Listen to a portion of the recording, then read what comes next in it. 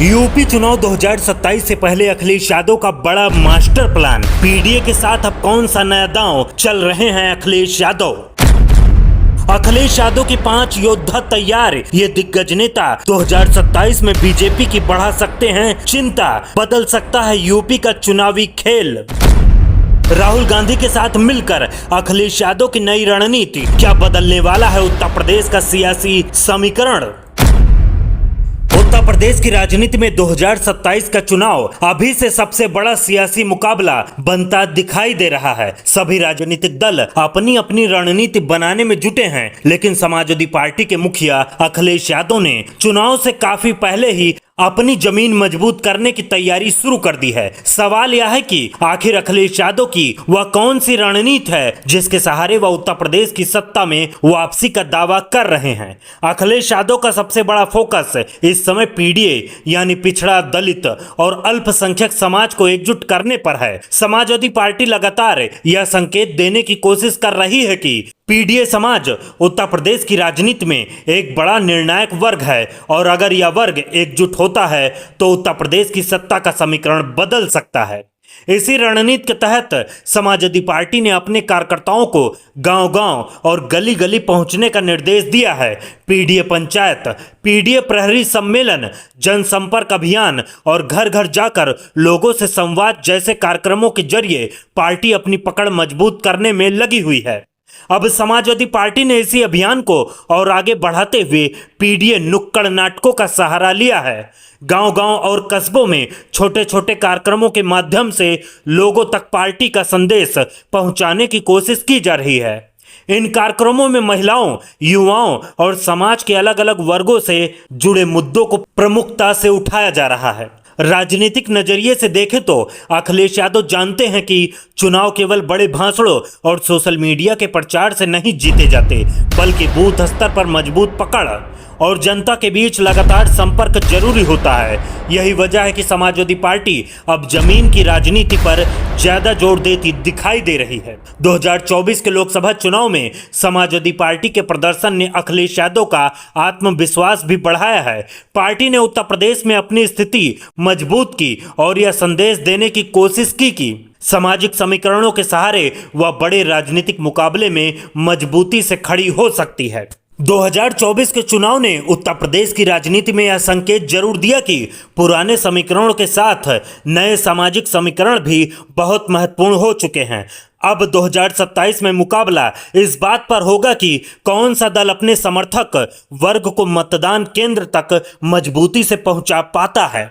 अब अखिलेश यादव की नज़र 2027 विधानसभा चुनाव पर है। उनकी रणनीति साफ है कि पीडीए समीकरण को मजबूत करने के साथ साथ विपक्षी एकता को भी आगे बढ़ाया जाए। इसी कड़ी में कांग्रेस नेता राहुल गांधी के साथ मिलकर चुनाव लड़ने की रणनीति को भी अहम माना जा रहा है। अगर समाजवादी पार्टी और कांग्रेस के बीच तालमेल मजबूत रहता है तो विपक्षी वोटों के बंटवारे को रोकने की कोशिश होगी। हालांकि चुनावी सफलता सिर्फ गठबंधन से नहीं बल्कि सीटों के सही चयन और जमीनी संगठन की ताकत पर भी निर्भर करेगी। लोकसभा चुनाव के दौरान बने राजनीतिक समीकरणों के बाद अब दोनों दलों की कोशिश है कि उत्तर प्रदेश में बीजेपी के सामने एक मजबूत चुनौती पेश की जाए। अगर गठबंधन, सामाजिक समीकरण और संगठन तीनों एक साथ काम करते हैं तो 2027 का चुनाव बेहद दिलचस्प मुकाबले में बदल सकता है। लेकिन अखिलेश यादव के सामने सबसे बड़ी चुनौती यह होगी कि पीडीए के नारे को जमीन पर कितना मजबूत समर्थन मिलता है और पार्टी अपने संगठन को हर विधानसभा सीट तक कितना प्रभावी बना पाती है।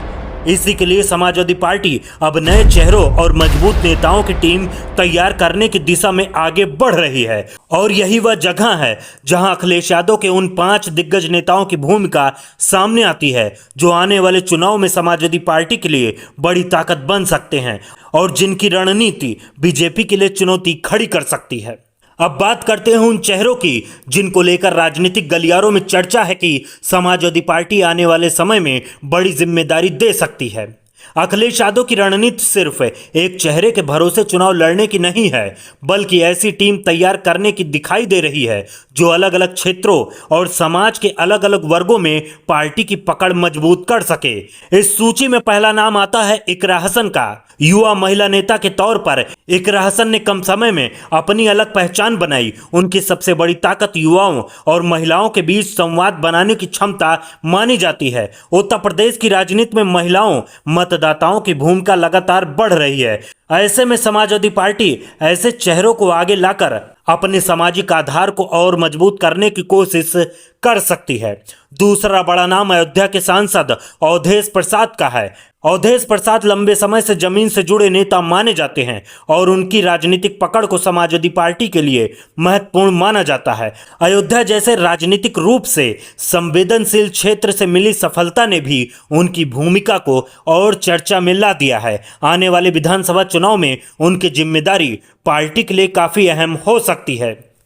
तीसरा नाम है आर के चौधरी। मोहनलालगंज से सांसद आर के चौधरी समाजवादी पार्टी के मजबूत जमीनी नेताओं में माने जाते हैं। वह लगातार भाजपा सरकार पर तीखे राजनीतिक हमले करते रहते हैं और पिछड़े, दलित व वंचित समाज के मुद्दों को मजबूती से उठाते हैं। राजनीतिक जानकारों का मानना है कि अगर 2027 के चुनाव में अखिलेश यादव उन्हें बड़ी जिम्मेदारी देते हैं तो वह संगठन को बूथ स्तर तक मजबूत करने और भाजपा के लिए बड़ी चुनौती खड़ी करने में अहम भूमिका निभा सकते हैं। अखिलेश यादव समझते हैं कि बड़े चुनाव केवल एक चेहरे के दम पर नहीं जीते जाते। हर क्षेत्र में ऐसे नेताओं की जरूरत होती है जो जनता के बीच मौजूद रहें, स्थानीय मुद्दों को समझें और संगठन को मजबूत करें। वहीं प्रिया सरोज जैसे युवा चेहरों को भी समाजवादी पार्टी भविष्य की राजनीति के लिए महत्वपूर्ण मान सकती है। युवा नेतृत्व को आगे बढ़ाने की रणनीति के जरिए पार्टी नई पीढ़ी के मतदाताओं को अपने साथ जोड़ने की कोशिश कर रही है। पांचवें चेहरे के तौर पर लालजी वर्मा जैसे अनुभवी नेताओं की भूमिका भी अहम मानी जा रही है। लंबे राजनीतिक अनुभव और संगठन की समझ रखने वाले नेता चुनावी रणनीति बनाने और कार्यकर्ताओं को दिशा देने में बड़ी भूमिका निभा सकते हैं। इन सभी चेहरों के जरिए अखिलेश यादव एक ऐसी राजनीतिक टीम तैयार करने की कोशिश कर रहे हैं जिनमें अनुभव, युवा नेतृत्व और सामाजिक समीकरण तीनों का संतुलन दिखाई दे। क्योंकि 2027 का चुनाव केवल बड़े नेताओं की लोकप्रियता से नहीं बल्कि हर विधानसभा सीट पर मजबूत संगठन और सही उम्मीदवारों के चयन से तय होगा। दूसरी तरफ भारतीय जनता पार्टी के पास भी मजबूत संगठन और बड़े चेहरे मौजूद हैं। ऐसे में मुकाबला सिर्फ दो नेताओं के बीच नहीं बल्कि दो अलग अलग चुनावी रणनीतियों के बीच होगा। एक तरफ बीजेपी का मजबूत संगठन और सत्ता का अनुभव होगा तो दूसरी तरफ अखिलेश यादव पीडीए समीकरण, गठबंधन और नए चेहरों के सहारे अपनी चुनौती मजबूत करने की कोशिश करेंगे। अब सबसे बड़ा सवाल यही है कि क्या अखिलेश यादव की यह रणनीति 2027 में समाजवादी पार्टी को सत्ता तक पहुंचा पाएगी? क्या पीडीए का समीकरण और इन नेताओं की टीम उत्तर प्रदेश की राजनीति में बड़ा बदलाव ला पाएगी? 2027 का चुनाव उत्तर प्रदेश की राजनीति में सिर्फ सरकार बदलने या सरकार बचाने की लड़ाई नहीं होगी बल्कि यह सामाजिक समीकरण, संगठन की ताकत और राजनीतिक रणनीति की सबसे बड़ी परीक्षा होगी। अब देखना होगा कि अखिलेश यादव की बनाई हुई यह चुनावी रणनीति कितना बड़ा असर दिखाती है।